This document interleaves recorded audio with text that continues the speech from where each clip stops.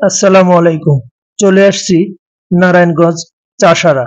চাষারা এসে দেখি মেইন রাস্তায় পানি ভরে গেছে। সামান্য বৃষ্টির পানিতে মেইন রাস্তা ভরে একাকার। ওই যে দেখুন আপনারা রিক্সাগুলো, ট্রাক, মানুষ কিভাবে যাচ্ছে একেবারে। এখন এমন অবস্থা যে 10 টাকার ভাড়া হয়ে গেছে 20 টাকা। তো এটা তো সামান্য মেইন রাস্তার চিত্র দেখলাম। তাহলে যারা বন্যা কবলিত তাদের অবস্থা কেমন?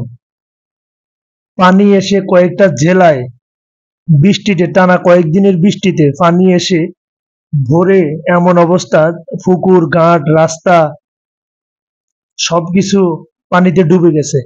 মানুষের খুব খারাপ অবস্থা চলতেছে।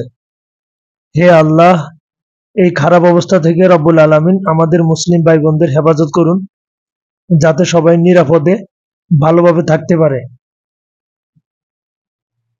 তাই আমি এই দৃশ্যটা দেখার জন্য ভিডিওটা করলাম।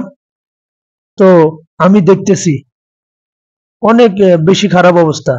পানি এমন, সবাই যেতে পারে না। রিক্সা পর্যন্ত মনে হয় যেন ডুবে যাচ্ছে। কি পরিস্থিতি!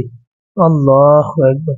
আল্লাহ সবাইকে হেফাজতে রাখুন, ভালো রাখুন, নিরাপদে রাখুন।